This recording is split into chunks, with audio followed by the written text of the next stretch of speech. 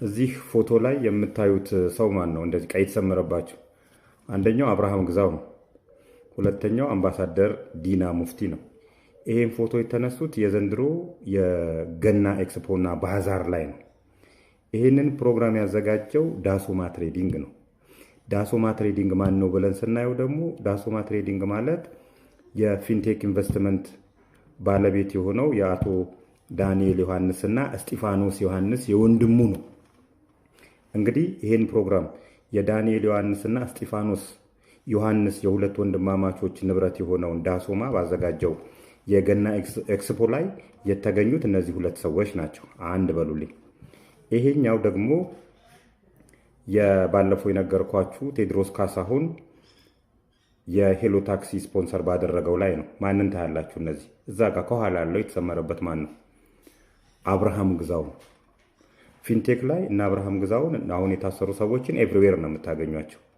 እንግዲህ የዚህን ታሪክ ካወቅ ነው አብርሃም ግዛውን ብቻውን ወስደን ብናየው ሄሎ ላይ ነበረ፣ ፊንቴክ ላይ ነበረ፣ ዳሶማ ላይ ነበረ ማለት ነው። 3 ቦታ። እነዚህ 3 ቦታዎች ላይ እያለ እንግዲህ ይሄ ካምፓኒ በሶስተኛ ዙር ነው የመጣብን ዳሶማ ብሎ ራሱን ማለት ነው። 3 ቦታ ላይ ያለ ፊንቴክ ኢንቨስትመንት እንደዚህ አጭበርባሪ ነበረ ስለመሆኑ አላቅም ሊለን አይችልም። ማስረጃዎቹ እነዚህ ናቸው። በእርግጥ አሁን የቴዎድሮስ ካሳሁን ስካይላይት ሆቴል እንኳን ደህና መጣህ አቀባበል የተደረገለት ቴዎድሮስ ካሳሁን ምንም አያውቅ። እውነት ለመናገር ስለ ፕሮግራሙ ጓደኞቹ ናቸው ያዘጋጁት የተባለው። ሌላ ክፋት የለውም። እንኳን ደህና መጣ ነው፣ እንኳን ዶክትሬቱን አገኘህ ነው። ስለዚህ ቴዎድሮስ እዚህ ጋር ምንም የሚያገባው ነገር የለም። አንዳንድ የድል አጥቢያ አርበኞች ግን ነገሩን ፖለቲሳይዝ ለማድረግና ቴዎድሮስ ላይ እኔ የሆነ ነገር እንዳገኘሁበት አይነት ነገር። በእርግጥ ቴዎድሮስ ላይም የሆነ ነገር ካገኘው እስካሁን ድረስ አላገኘሁበትም። እንኳን እሱ አይደለም ባለቤቱ ሀምሰለት ሙጬ ፊንቴክ ኢንቨስትመንት የሰጣትን የአምባሳደርነት እንትን እምቢ ብላለች። ለዚህ ልትመሰገን ነው የሚገባው። እነ ሉላ ገዙንም እነ ጸገነት አበበንም በዚህ አጋጣሚ ልናመሰግናቸው ነው የሚገባው። ነገር ግን የቴዎድሮስ ካሳሁን ስም ለምን ተነሳ? አውዱን መረዳት ያስፈልጋል።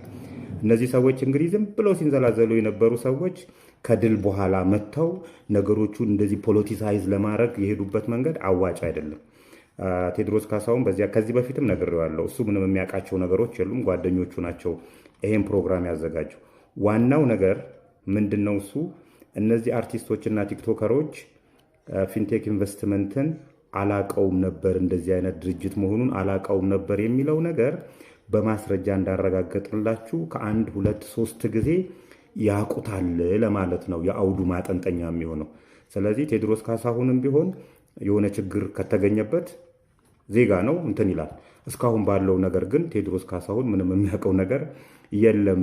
ከስራችኋል፣ ፖለቲሳይዝ ለማድረግ የፈለጋችሁ ሰዎች ልላችሁ ነው። ዘመናችሁ የማትረሱትን ፎቶ የተነሳችሁት የትና በምን አጋጣሚ ነው? እነ ሰራዊት ፍቅር ይሄ ጥያቄ ቢቀርብላቸው በእርግጠኝነት ይሄን ጊዜ አስታውሶ ይሄን ፎቶ ማለታቸው አይቀርም። ሳምንቱን ሙሉ ሳር ቅጠሉ ፊንቴክ ይላል። ጨዋታ አዋቂዎች መኒቴክ ነው የሚሉት። ጨዋታን ጨዋታ ያነሷል። መቼስ ተጠርጥረው በተያዙ ሰዎች ዙሪያ ከተነገሩ ጨዋታዎች አንዱን ልንገራችሁ። ወንድም ካሊድ የተባለ ግለሰብ የፊንቴክ አምባሳደር በመሆኑ ተጠርጥረው ከተያዙ መሃል ይገኝበታል። ግለሰቡ የሚታወቀው በአቋቋሙ የእርዳታ ድርጅት ነው። ታዲያ አንዱ ምን አለ? የወንድም ካሊድ መታሰር ስሰማ የሚረዳቸው ሰዎች እንደው ምን ሆነው ይሆን ብዬ ለመጠየቅ ሄጄ ነበር። አንዱን ተረጃ አግኝቼ ስጠይቀው አሁን ነው እርዳታው በትክክል እየደረሰ ነው ያለው አለኝ ብሏል። መቼም እዚህ ሀገር አንዴ ወድቃ አለመገኘት ነው። በፍቃድ ወድቀ ከተገኘ በኋላ ምሳር ሲበዛብህ ለምን ማለት አትችልም።